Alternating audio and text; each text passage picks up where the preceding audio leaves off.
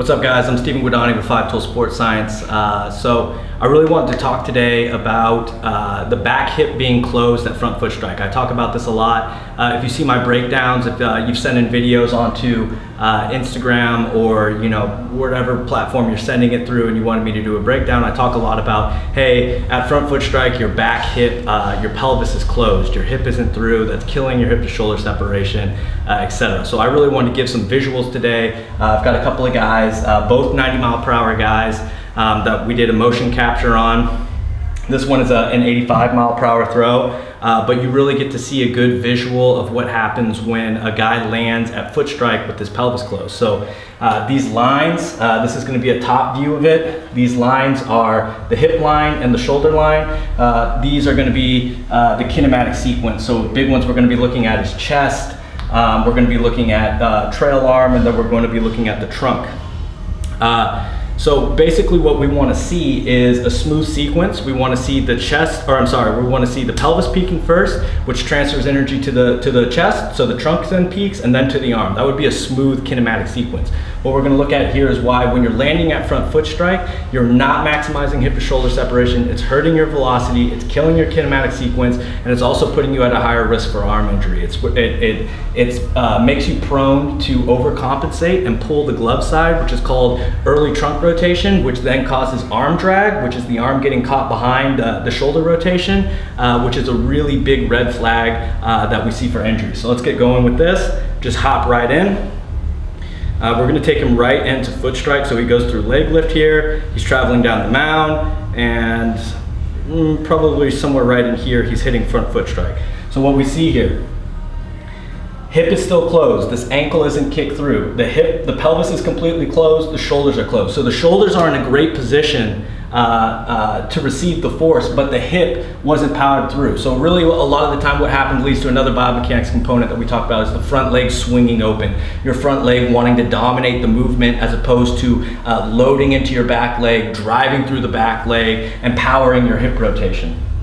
So then what happens, so he lands at front foot strike, no hip to shoulder separation. You see these very small lines of hip to shoulder separation. What needs to happen in the kinematic sequence then is the trunk or the chest is going to peak first. So this glove side, we'll see this glove side is going to start to open early and pull, and then the hips and the shoulders are going to travel together. So the hips weren't peaked through. The trunk then needs to overcompensate. The glove side needs to overcompensate to pull open. So everything flies open, the hips and the shoulders go together, and then what happens is this arm drag, where this arm is getting caught behind the scapular plane and it's getting dragged through. So this player complained of, he was getting shoulder pain, and then he goes, okay, this is why you're getting shoulder pain. You're dragging the arm through, you're not separating your phases, you're not powering your lower half through and getting good hip to shoulder separation. So that's a big thing that he needs to work on. This is a 90-mile-per-hour guy. So when we look at the 90-mile-per-hour, we don't have a motion capture of it. I just have side view video of it. He actually does a much better job of getting hip to shoulder separation, of powering the hip through.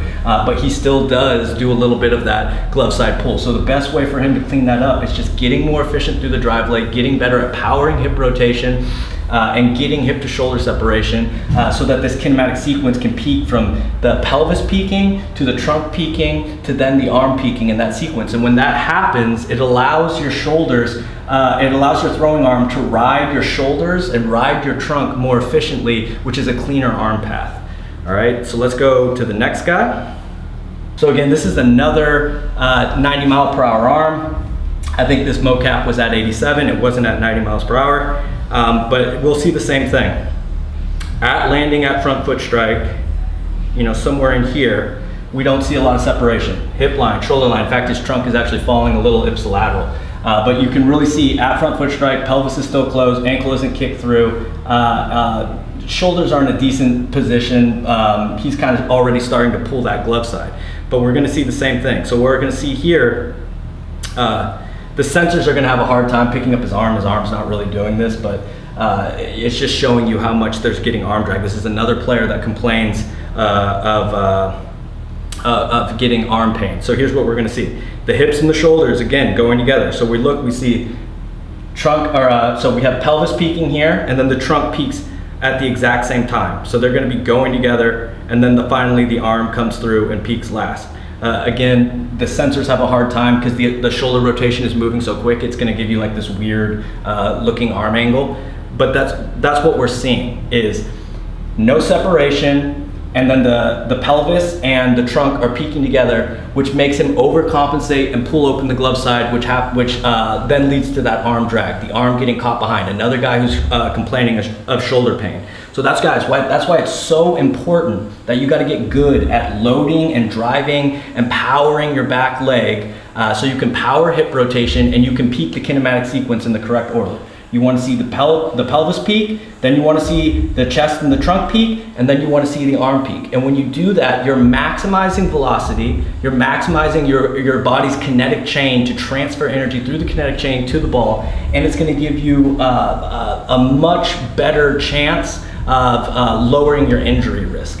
This has got injury written all over it. When you're landing pelvis closed and your upper body has to overcompensate to put the same amount of force on the ball. You see this in another study by Kibler and Chandler. They calculated a 20% decrease in kinetic energy from the hips and the trunk. A decrease in kinetic energy requires a 34% increase in rotational shoulder velocity to put the same amount of force onto the ball. So what is that saying? It's saying that it's the overcompensation that's leading to the injury. So again, this is another guy who really needs to focus on loading the back leg, powering the back leg, getting that hip into an open position, and using the kinematic sequence more efficiently. So finally, we'll look at the last guy who does it efficiently.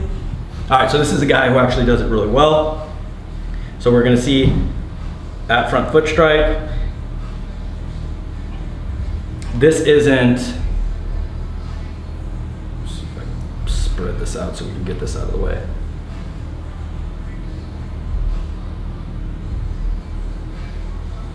His hip is still a little late, so it's not ideal separation, but you can see the shoulders are in a good position. The hip is much better through. You see that gap, that's that hip to shoulder separation. That's what you wanna see, all right? So then when we pull over and we look at the kinematic sequence, he does a great job.